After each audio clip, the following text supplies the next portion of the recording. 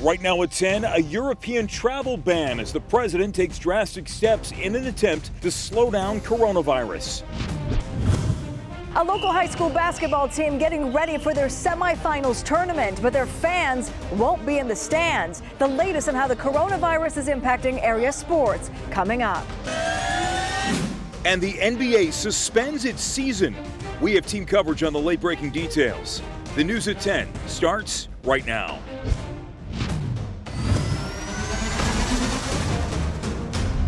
And we are following breaking news right now. In an attempt to slow down the spread of coronavirus in the U.S., just within the last hour, President Trump declared a restriction on travel from Europe for the next 30 days. And the NBA just announced it is suspending the season until further notice because of the outbreak. The league made that decision after a Utah Jazz and Oklahoma City Thunder game right before the game tonight because a player on the Jazz preliminarily tested positive for the coronavirus. The test was reported prior to tip-off. The game was postponed. The player was not in the arena at the time. The NBA will now use this hiatus to determine its next steps. And tonight there are more confirmed cases in our area. 10 reported positive in D.C. There are 12 cases in Maryland, including the first confirmed case in Baltimore County. There are 9 cases in Virginia. And here's what you need to know locally. D.C.'s mayor issued a state of emergency for the district. The declaration makes it easier for the city to receive federal funding and services. Most local colleges and universities are now transitioning to online instruction amid fears about the virus spreading. The University of Maryland, George Washington, Georgetown, and American University will all move online for at least a few weeks after their spring break. And the NCAA announced the men's and women's basketball tournaments will be played without fans. For now, March Madness will go on, but only coaches, players, and families will be allowed to attend the game. And of course, tonight, President Trump announced the U.S. is restricting travel from Europe to the U.S. for 30 days. The restrictions do not include the U.K. So much has changed within the last couple of hours. We have a team of reporters covering every angle. And as we're learning, it's not just the NBA or college athletes affected. Local high schools are feeling the impact. Shirin Berger live from the University of Maryland at College Park. Yeah, a very fluid situation. Things are changing literally by the hour. As we heard, the University of Maryland announcing big changes for their NCAA tournament games, but they're also hosting this weekend the state semifinals. And Frederick Douglass High School basketball team out of Prince George's County is set to play here. Tonight they found out their game will go on for now, but no fans will be allowed. We were actually talking to the coach as he got this news. Take a listen. It's kind of going to be strange for, the fans are kind of like a motivation for the players. If you have home court advantage, that means a lot. Man, it's sad, but I guess, we do understand. Lives are more important than the game.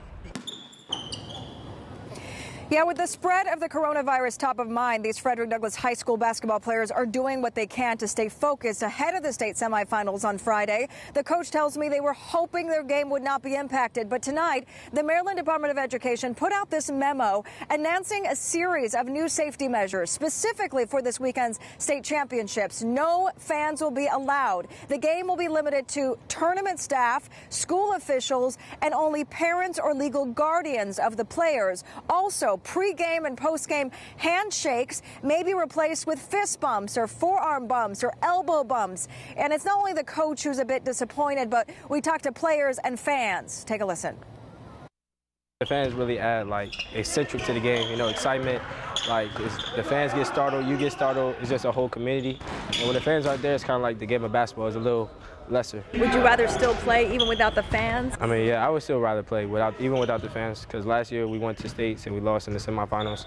And I feel like this year is our redemption year. Just the drive and the support that the fans give to each player, it really sucks because that's a lot of players' momentum. That's their reason for playing, seeing everyone cheering and yelling their name.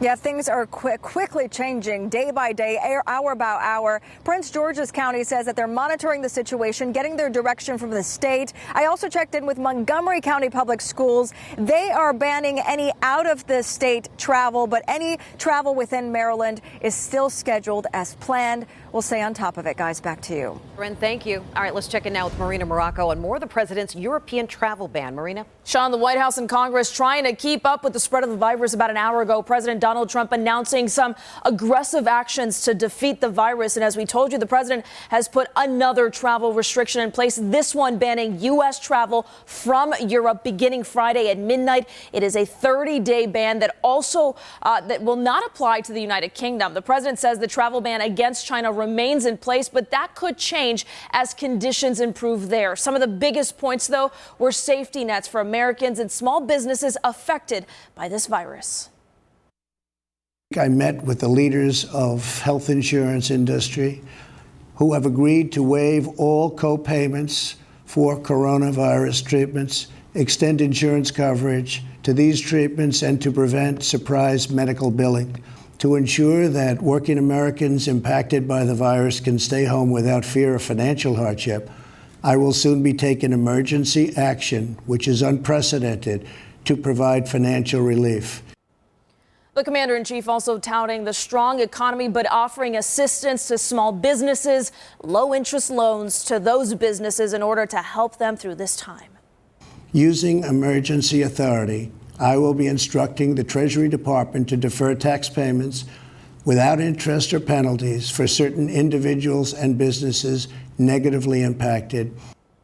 President Trump stressing that the risk for the vast majority of the population remains low, but said the risk for the elderly is high. He suggested that living facilities for the elderly suspend visitations other than medical visits. Meantime, in Maryland, the governor, Larry Hogan, giving an update on the case involving the village at the Rockville retirement community. The state now deploying a team to test those residents, staff, and family who attended an event at that center in late February. Sean?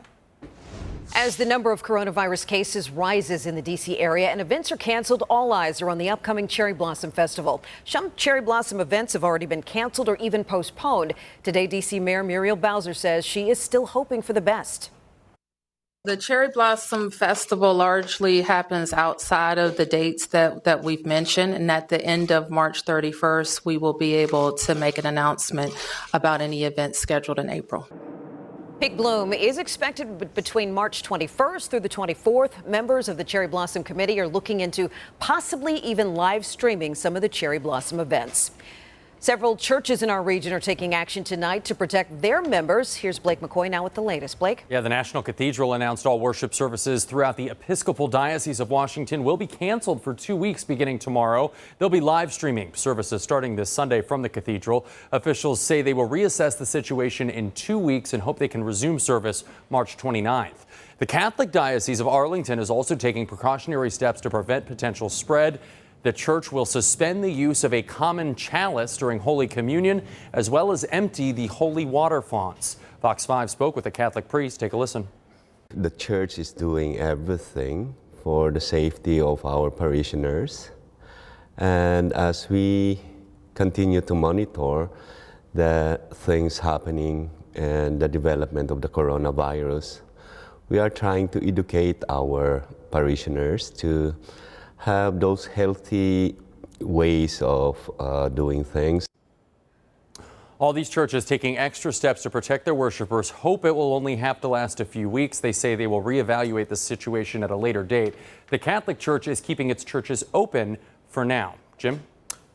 If you need to renew your driver's license in Maryland over the next couple of weeks, you're going to have to make an appointment because the state has decided to move into an appointment-only format. No more walk-ins. The MVA is making the change to reduce foot traffic and keep crowds to a minimum inside of the waiting rooms. Metro is making plans in light of all the cancellations and coronavirus fears. Metro leaders will share those plans tomorrow morning. Tune in to Good Day at 9 a.m. for the update. You can also follow Fox 5 for the latest all day on the Fox 5 DC News app. All right, let's take a quick look at some of the other top stories we're following because there is more news right now. A judge sentencing Harvey Weinstein to 23 years in prison for rape and sexual assault. He spoke today in court for the first time since the proceedings began. He apologized to the 6 women who testified against him. He also said he was confused because he thought he had friendly relationships with his accusers. His lawyers plan to appeal. An employee at a Potomac Mills clothing store is charged in a Peeping Tom incident. It happened Monday night. A woman said she was changing inside of a fitting room at the H&M store when she saw somebody holding a camera phone pointed at her. The employee, Bonasorn Powers, turned himself into police the same night. D.C. Mayor Muriel Bowser signing into law new emergency legislation to outlaw so-called ghost guns. These are guns that can be printed with 3D printers and packaged separately in pieces so they can be easily concealed. The district has seen a spike in so-called ghost weapons lately. Police confiscated 3 in 2017, took more than 100 off the streets last year, and more than 3 dozen so far in 2020. All right, coming up, Tom Hanks has a shocking announcement. He has the coronavirus, and he's not the only one. Also coming up tonight, the new rules that are being considered by the cruise industry as it struggles during the outbreak. But first, here's Lauren DeMarco. Well, with businesses, governments, schools all considering moving to telework or remote learning, what kind of a toll is that going to take on our Wi-Fi and VPN? Gwen? Well, we're keeping a close eye on temperatures, a little bit of a roller coaster thing going on. We're going to warm up and cool down. I'll have the details on when to expect all that coming up after the break. Stay with us.